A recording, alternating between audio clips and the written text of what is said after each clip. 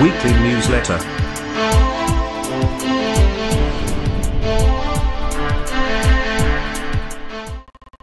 Welcome to Magnificat TV, dedicated to offering news of the Church. Today is Wednesday, January 31st, 2018. The Pope has addressed the Davos Forum, asking them not to forget the millions of people who are living in inhumane conditions because of poverty. The Dutch Cardinal Eek has joined those to ask the Pope to end the doubts of Amoris Laetitia. On the other hand, Cardinal Burke has assured he would not be part of a schism. The bishops of Guatemala have announced two important documents. One, denouncing the corruption in their country, and the other, warning of the risk of the imposition of gender ideology. Cardinal Emeritus of Hong Kong has asked the Pope not to hand over the Chinese church, which is faithful to Rome, to the Communist Party. A large group of Islam converts have asked the Pope not to support that religion, which they accuse to be totalitarian. The Pope has sent a message to the Davos Forum, asking the members of this World Economic Meeting not to forget the poor. Pope Francis has asked the participants in the Davos Forum to assume their responsibility in the face of the poverty in the world. In a message read during the opening session, he warns that it is a moral imperative, a responsibility that involves everyone, to create the conditions to allow each person to live in a dignified manner. And he adds that we cannot remain silent in the face of the suffering of millions of people whose dignity is wounded, nor can we continue to move forward as if the spread of poverty and injustice had no cause. On the other hand, the Holy Father apologized for the damage that his words defending the Chilean bishop Juan Barros may have caused to the victims of pedophilia. He reiterated Barros' right to the presumption of innocence until proven otherwise, answering questions from the media traveling with him during the in-flight press conference on his way back to Rome from the trip to Chile and Peru. The pontiff apologized to the victims because using the word proof, he said, has hurt them. He specified that it would have been more proper to speak of the moral certainty or the evidence that Barros concealed the pedophile priest, and that if the bishop were convicted without this, it would be a crime of a bad judge. The confusion surrounding Amoris Laetitia has continued to be a topic of conversation. The Dutch Cardinal Eek has asked the Pope to clarify things. In addition, Cardinal Burke has said he would never be a part of a schism. Cardinal Eek, Archbishop of Utrecht, has acknowledged in an interview that there is a lot of confusion in the Church around the issue of communion for the divorced and remarried, and asks the Pope for clarity on the subject. The Cardinal assures that Pope Francis has not said anything that goes against the doctrine of the Church.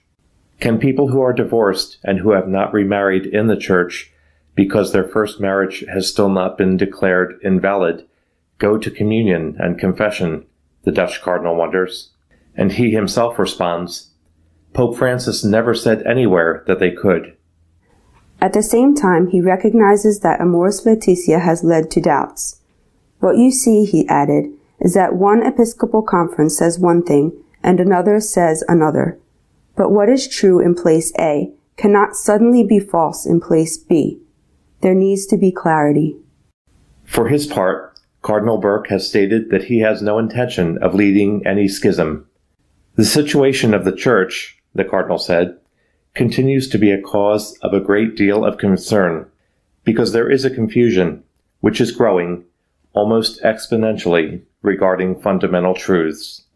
The only thing we can do in terms of Amoris Laetitia, he added, is to read it in the perspective of the teaching and practice of the Church. The conjugal act rightly takes place only within marriage. In other words, cohabitation outside of marriage is always and everywhere evil. I find it first of all ridiculous, but secondly very harmful, that the people who simply present the Church's teachings to the best of their ability are accused of being against the Holy Father, or are accused of being divisive in the Church. even to the point of being accused of leading a schismatic movement in the church. He continued. Asked if he would participate in a possible schism, he replied, "It is a source of anguish for me to hear this, people suggesting that I would lead a schism. I will never be part of any schism, even if I should be punished within the church for what I, in good conscience, am trying to do, to teach the Catholic faith and to defend it. I will never abandon the Catholic Church." The bishops of Guatemala have responded to the serious situation in their country with a harsh criticism of corruption and a warning of the risk of gender ideology. In a communique, the Catholic bishops of Guatemala have denounced the fact that their country's political system lives under the dictatorship of corruption and puts its existence in very grave danger. The bishops condemn the conduct of the executive branch, the judicial branch, and the Congress. The Congress of the Republic continues its race to the bottom, the bishop said, by having chosen a board of directors, whose members were signatories of the so-called Pact of the Corrupt, and appear reluctant to make the necessary reforms to the electoral system and political parties demanded by the people. The judicial body, they add, is not what it should be when legal proceedings fall behind or some of its members employ means at odds with the law without any ethics and yield to bribes or threats, forgetting that they are subjects of the rule of law. We are concerned about the increasing impoverishment of the majority of the population, the migratory flow to North America, the increase in deportations. We are concerned about the violence, the extortion, and the existence of illicit political and economic networks that foster impunity and support corruption, they conclude. They also published another document in which they warn of the risk of the imposition of gender ideology in the country, especially in the educational system, due to the pressures from international agencies in order to achieve it. Cardinal Zen, who was the Bishop of Hong Kong, has asked the Pope not to yield to the pressure of the Chinese and not to hand over the faithful Church to the Communist Party. Last Wednesday, the Cardinal Emeritus of Hong Kong, Joseph Zen, 86 years old, showed up in St. Peter's Square in the Vatican to deliver a letter directly into the hands of Pope Francis about the reality of the persecuted church in China. The Pope received it, and he assured him that he will read it. The meeting of Cardinal Zen with the Pope comes after Vatican negotiations with representatives of the government of China, which could lead to an agreement so that Rome would accept some bishops of the Patriotic Church subject to the communist dictatorship. This week, it has been known that the Holy See could have asked Bishop Zhuang, Bishop of Shantou, faithful to Rome, to withdraw, to leave the position to a schismatic and therefore excommunicated bishop of the Chinese Patriotic Church. The bishop would have burst into tears upon hearing this request and would have refused to obey. A large group of Islam converts have written to the Pope regarding his sympathy toward that religion, which they consider totalitarian and violent. A group of former Muslim converts to Catholicism wrote a letter to Pope Francis, expressing their astonishment at the Pope's speech in favor of Islam. The letter has already been signed by more than 4,300 people, among converts and interested parties. The authors of the missive point out what they believe is the true nature of Islam.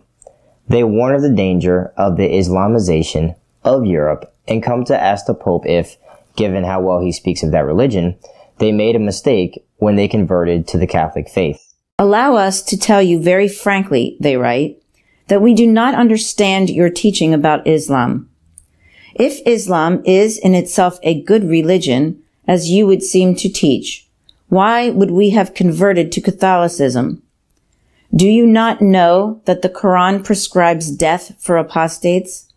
Is it possible to compare Islamic violence with so-called Christian violence. Make no mistake with the Quranic verses known as tolerant, since they have all been abrogated by the verses of the saber. While the gospel acclaims the good news of Jesus Christ who died and rose for the salvation of all, Allah doesn't have anything else to propose except war and the killing of infidels in exchange for his paradise. If for you dialogue is the way of peace, for Islam it's another way of waging war.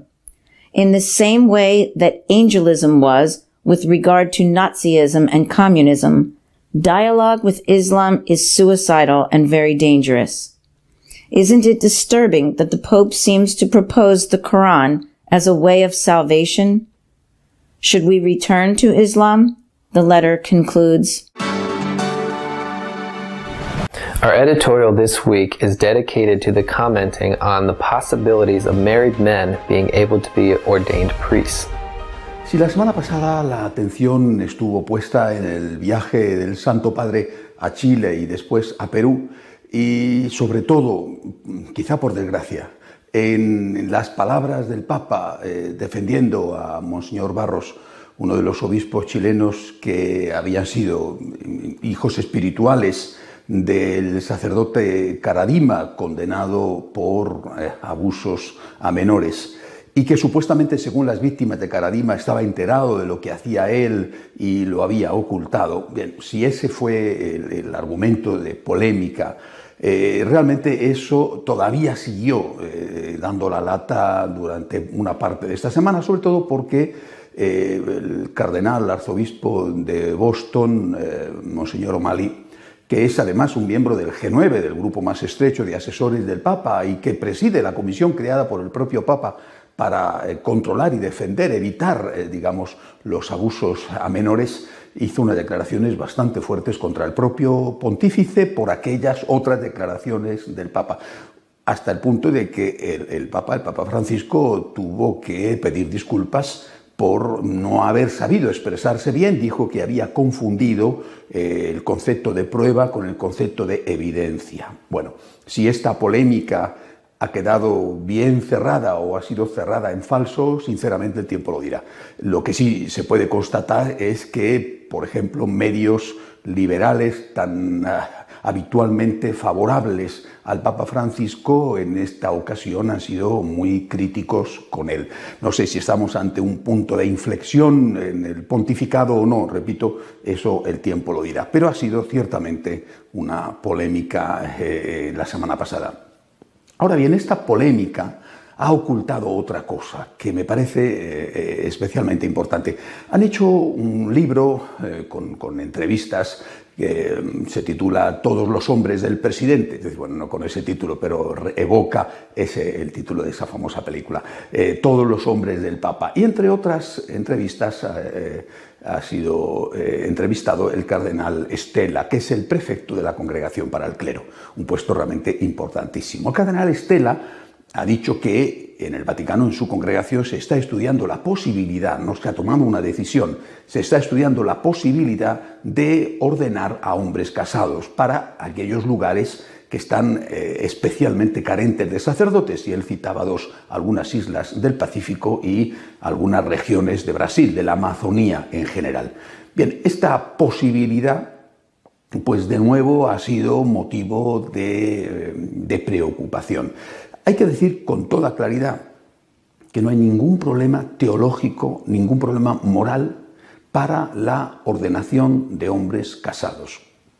Hay sacerdotes casados dentro de la Iglesia Católica, por ejemplo, los de rito griego, los llamados uniatas, y también los nuevos que procedentes del anglicanismo estaban casados y han sido admitidos como tales con su matrimonio dentro de la Iglesia. No representaría, insisto, ningún problema de tipo teológico o de tipo moral. En cambio, sí que podría crear un nuevo motivo de confusión, porque habría muchas comunidades que no lo entenderían, o dentro de las comunidades habría personas que estarían encantadas, entusiastas, con la idea de que sus pastores fueran hombres casados, otras lo verían con normalidad y seguramente algunos se sentirían inquietos, turbados, o incluso escandalizados al ver al párroco con la señora y con los niños. Es decir, esto es una realidad. Se va a crear, o se podría crear más debate interno en la Iglesia. Eso por no hablar de otros problemas, como por ejemplo el tema económico o un cierto agravio comparativo con aquellos que ya están ordenados o con aquellos que se salieron precisamente para casarse. En un momento como este, cuando todavía está en carne viva la discusión en torno a la posible comunión de los divorciados vueltos a casar sin necesidad de que mantengan la continencia, mantengan la castidad en el matrimonio. Y donde además se están introduciendo elementos nuevos continuamente. Por ejemplo, no hace mucho un obispo alemán planteaba la posibilidad de bendecir las uniones homosexuales y decía, si se bendice cualquier cosa, por ejemplo un automóvil, ¿por qué no se va a bendecir una unión gay? Es decir, en un momento en el cual hay todavía una gran tensión y una gran confusión dentro de la Iglesia, hay que preguntarse si de verdad merece la pena introducir un nuevo elemento de conflicto. Los católicos somos 1.300 millones. Es mucha gente en todo el mundo, todas las clases sociales, todas las culturas, personas que quieren mantenerse fieles a lo anterior, personas que quieren correr más deprisa. Creo que hay que ponderar muy bien si es la hora, si es el momento de introducir este debate. Insisto, no hay ningún problema teológico para ello, pero sin duda va a ser una nueva fuente de conflicto. Y creo que ya, sinceramente, creo que ya tenemos bastantes. Si esto se quería hacer, pues quizá había que haber empezado por ahí, en vez de haber abierto el debate de la comunión de los divorciados y continuar, que es a donde se iba desde el principio probablemente, con lo de la aceptación de la homosexualidad, pues haber empezado por ahí, haber empezado el debate por algo que no creaba un problema de tipo dogmático, como es la ordenación de hombres casados.